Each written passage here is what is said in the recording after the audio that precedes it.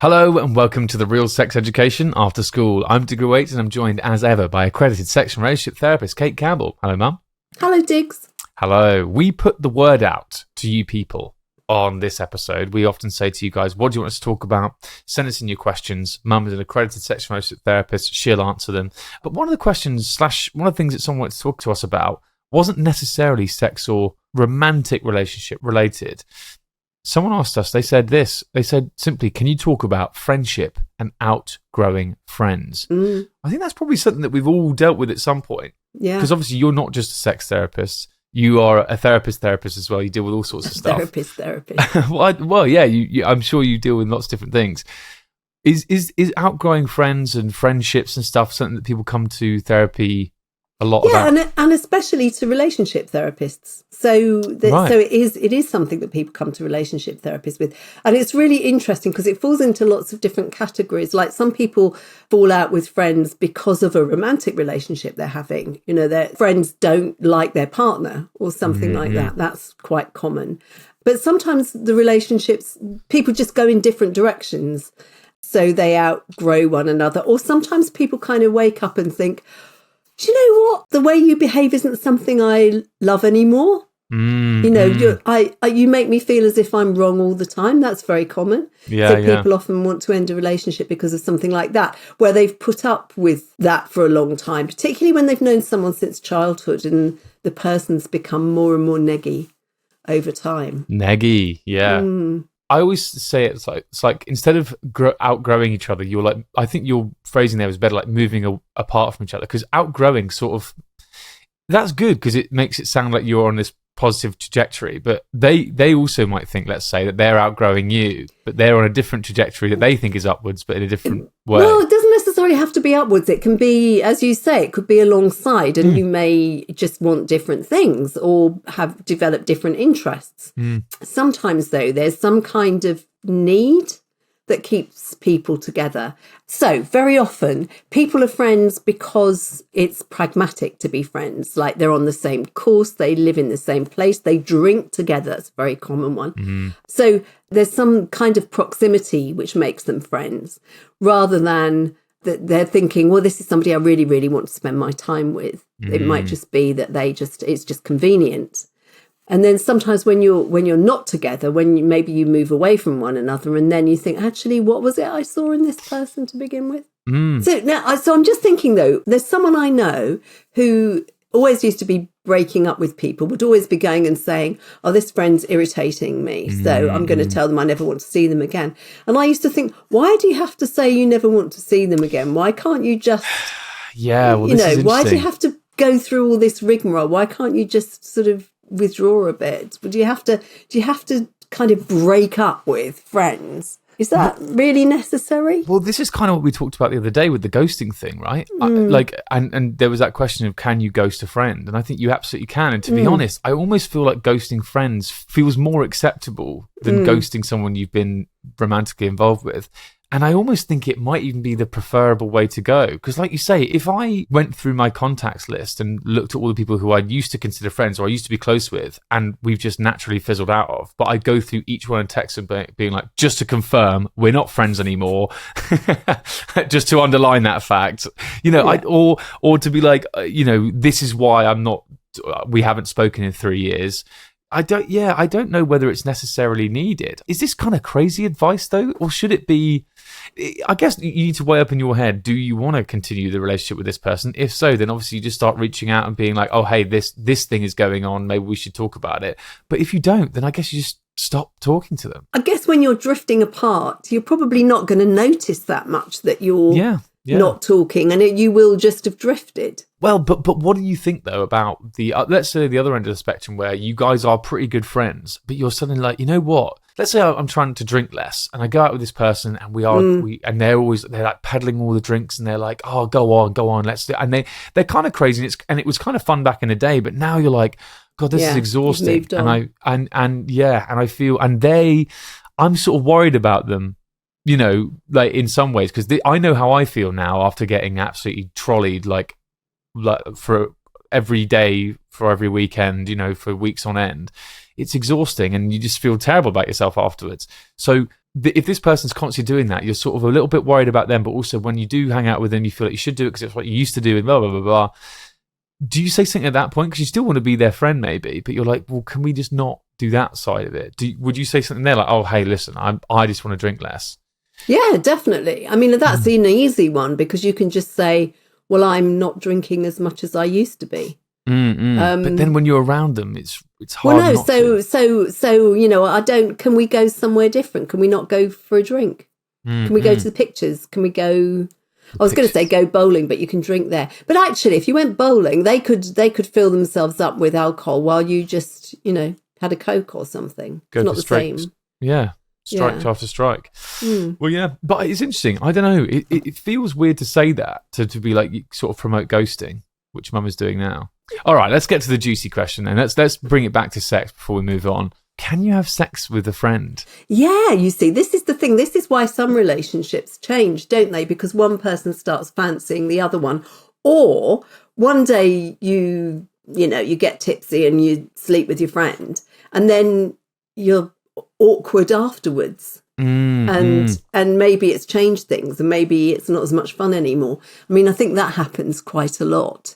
And so some people do get into a relationship with friends, but other people find it really hard. And it's something you very definitely have to be careful about, because once you've ruined things with, ruined the friendship, and you've introduced all that jeopardy that there is with a relationship, then it's difficult to go back to being just friends again. Yeah, 100%. I mean, I think getting with your friend is great because you have this amazing foundation. You guys get along, you sort of like love them or like them for them. And it's not just this facade that you see on dates and stuff. You really do like them for them, which is amazing. But like you say, there's a lot of jeopardy there because you might lose that friendship. It might tear apart a friendship group.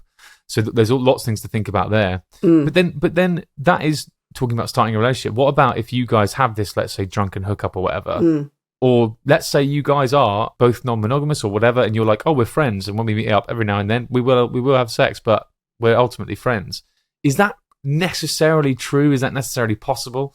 Or do people kid themselves? No. I know lots of people who have friends with benefits, and they stop it when they get into a more serious relationship. They sometimes say, "Okay, I don't want to do that anymore," and then fair enough. But then, is it awkward afterwards? No. Yeah. Doesn't seem to be for them. I guess it depends on the individual, but for some people, where it's always been like that, I think, is different to where you suddenly start to see someone romantically when you hadn't seen them that way before. That's different. If let's say I start going out with someone and they've had one of these relationships with someone else and they don't have sex anymore with each other, but let's say I go to a party and that person's there, is it the kind of thing where my partner should go, by the way, that chap you're about to meet, I was shagging him for 4 years? No, I don't think that's necessary. Really? What if I find out? Can I not be like, whoa, this feels really weird? Well, it might feel weird, but then you'd have to have the conversation. But I don't think it's necessary until it's necessary. I mean, some people love to confess everything, but generally speaking, it causes all sorts of problems.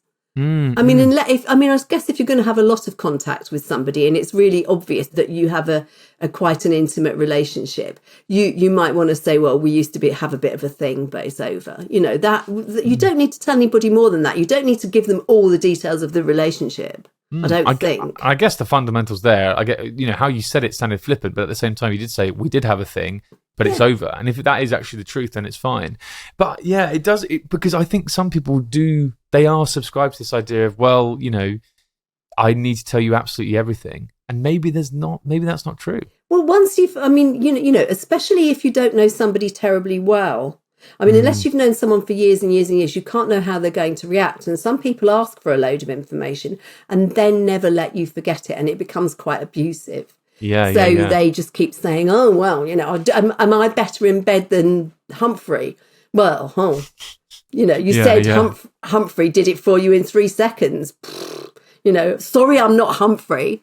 And the other, and you hear about that happening all the time. And people saying, well, the thing with Humphrey's long gone. Humphrey's married with 10 kids. It's not a thing. You know, we see one another at the playground, that's all. It really just depends also on the individual and whether they could get over it. I do think some people might struggle to be like, okay, well, I know you say it's nothing anymore, but it is now.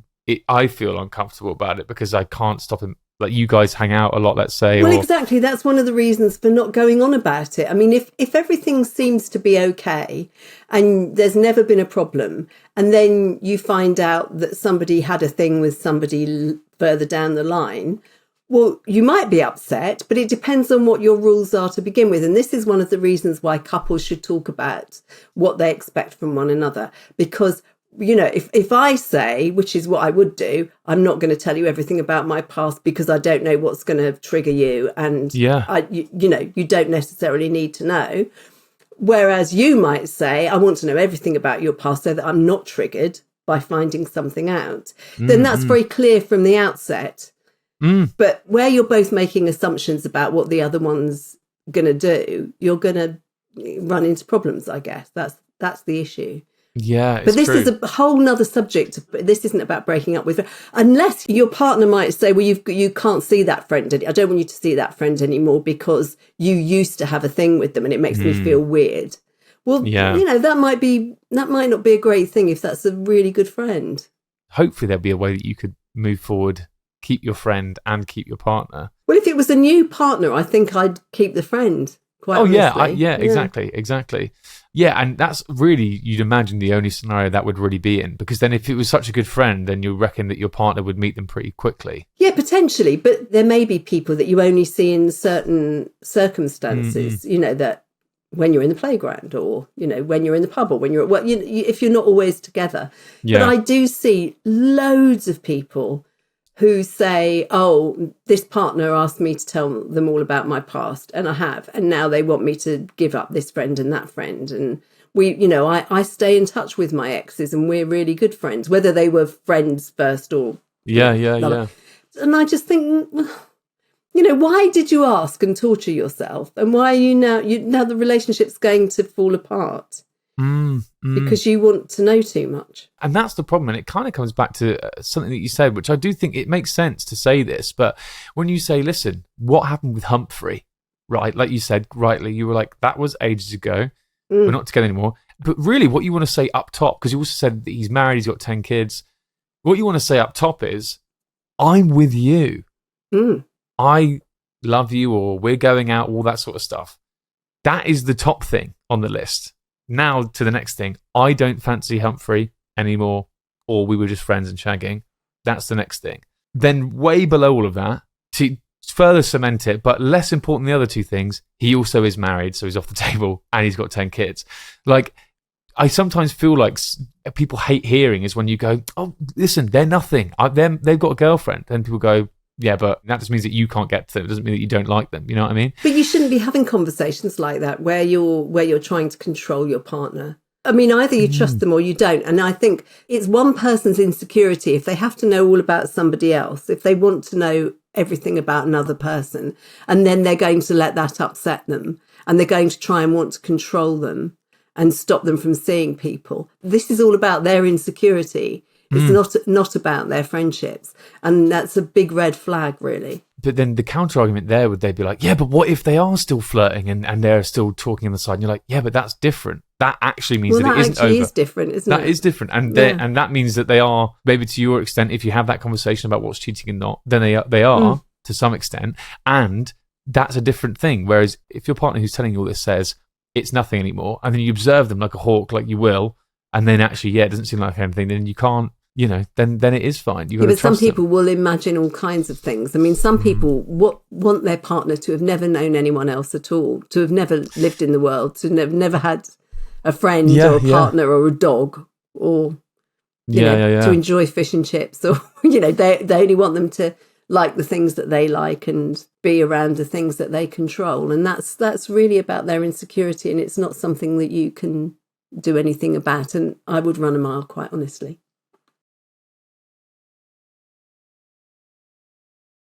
Let's have a listener question that they sent in to us on our Google form, which is anonymous, and you'll find a link to in the bio of this episode and our social media profiles. This is quite a fun one. Mum, are you ready for this one? Mm-hmm. Hi, Diggs and Cate. And they put their name in it. Hi, Diggs and Cate. I'm Rachel, NB 23 London, and I'm currently in a very happy 3-year relationship with my partner, NB 24 London. I do think they mean non-binary and not a buene or whatever. Not a bene. I do think they mean non-binary. But anyway, there you go. Okay. My partner has a phobia of dentists, as they had a lot of dental work done when they were young and now refuses to go to one. It's been about 3 to 4 years since they went to one, and they've always pushed back when I've lightly suggested a checkup. His dental health is now concerning me a bit. His toothpaste foam is slightly yellow/bloody each night. Oh, no. There's a funky smell, although faint, even after brushing. He does use an electric toothbrush, but doesn't floss. He grinds his teeth during his sleep as well. It genuinely sounds like marble rattling around in his mouth at night.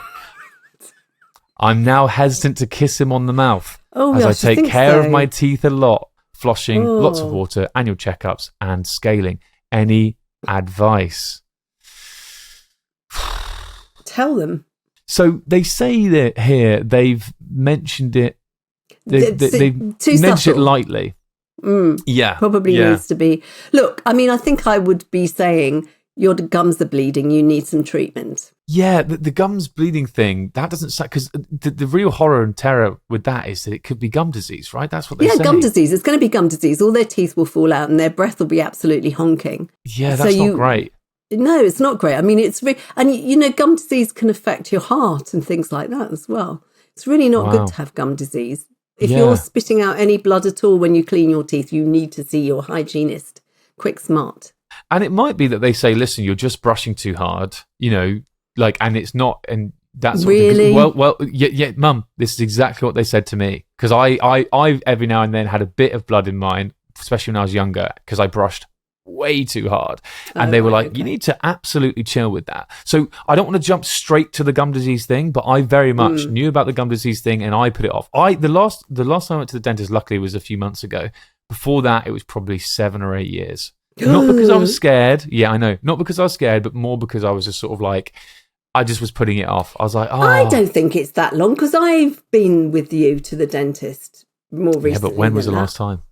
More recently than that. That's not true, because it was before university. Trust me, it was before university. So no, it wasn't. It was, Mum. It was. No, you're thinking that you're going to come across as a bad mother, but you're not. As soon as I left your bosom at the age of 18, I went to university and I had to fend for myself. And that is what happened when I had to fend for myself, because I was like, I am so lazy that I didn't do it. And I also weirdly got a bit scared. I was like, oh my God, going to the dentist means organising stuff and looking things up and going outside. Fuck that. But now I'm in a way better place and I've done it and I feel better for doing it. I wonder whether, like, for this person, they need a bit of that energy. They need to be like, right, just bloody do it. Because also, there are loads of people who are scared of dentists or who think they don't need to bother. That's absolutely true. But I don't think you're helping a partner by not saying, look, this could be a deal breaker. Go to the dentist, because otherwise they'll just leave it, and then there will be a real problem where you really, it's not going to be long before they start realizing that you're not kissing them. I guess it's going to be a hard conversation. You say, listen, okay, if you don't do it for you, now please do it for me, because I don't want to kiss you anymore at this point. I'm worried about kissing you because of your dental hygiene. And also there are lots of dentists these days who will offer sedation or hypnotism or things like that. Really? Because they know people are so scared. Yeah, I have clients who come with fear of going to the dentist, and I treat them for a dental phobia. Yeah. So you can have that. But I mean, I'd have the sedation. Do you remember when I had the sedation? Brilliant. It's bloody brilliant. Yeah. Was that the other day when my brother took you home? That was about 6 months ago. Yeah, it was fabulous. Yeah, that was terrifying. The voice notes were genuinely terrifying. Were they? Yeah, and I actually spoke to him about it the other day, and he was like, yeah, that was crazy. You kept telling people in there that you loved them. I did. Yeah. I loved everybody. Yeah, I mean, that sounds great, to be honest. So actually, let's turn this into a positive. Yeah. Helen gets sedated. It's class. No, it was great. And honestly, I don't remember a thing about it. Well, well, we have the voice notes. So you could. What was annoying is you could work your phone, you could work WhatsApp, which was mental. No, it wasn't. I wasn't working my phone, was I? Wasn't Gully doing that? You were sending us. No, Mum, no. Why would he get? Well, I don't know, because I remember him sending messages, and I remember him stopping at a garage to go and get petrol. But I was snoring when he came back. That's funny. Oh dear. Oh my God, amazing. Well, and also, like, it just last thing on this, is it not true that if they go to the dentist now and it's a problem, that means they'll have to go less in the future? Absolutely. Come on. So to do your future self a favour, keep your partner. Yeah, because at the moment they don't want to kiss you on the mouth. Not great. No. Wow. Okay. Brill. Well, I think hopefully that is some good advice there that you can take away. Didn't know we were going to be giving dental advice. We actually talk about the dentist. Advice. No, but we talk about the dentist a lot on this show. Well, that's because do you remember that time they gave me too much anaesthetic? I do. And if you guys don't remember that, check out our Instagram and our TikTok. It's on there. That is so funny. And I think a lot of people found us from that because I put like #dentist and then people were like finding us from that. Yeah, that was a funny day. But there you go. You see, I had too much anaesthetic and it was funny. It wasn't a terrible thing. Exactly. There you go. Right. Yeah. Well, thank you so much for listening, everyone. Again, if you want to send us a question, you can email it to us, podcast@hatch.com. On the email, or of course we're on TikTok, X, formerly known as Twitter, and Instagram. We're at the RSC Pod. Make sure you're following us for more dental advice, and maybe some sex stuff, and maybe some relationship stuff thrown in there as well. Just a bit. And you know what? And if you want some more, subscribe and follow. Open that mouth wide and say "ah," because more episodes are coming. Oh, brilliant! Oh my god! Bye, everyone. Bye.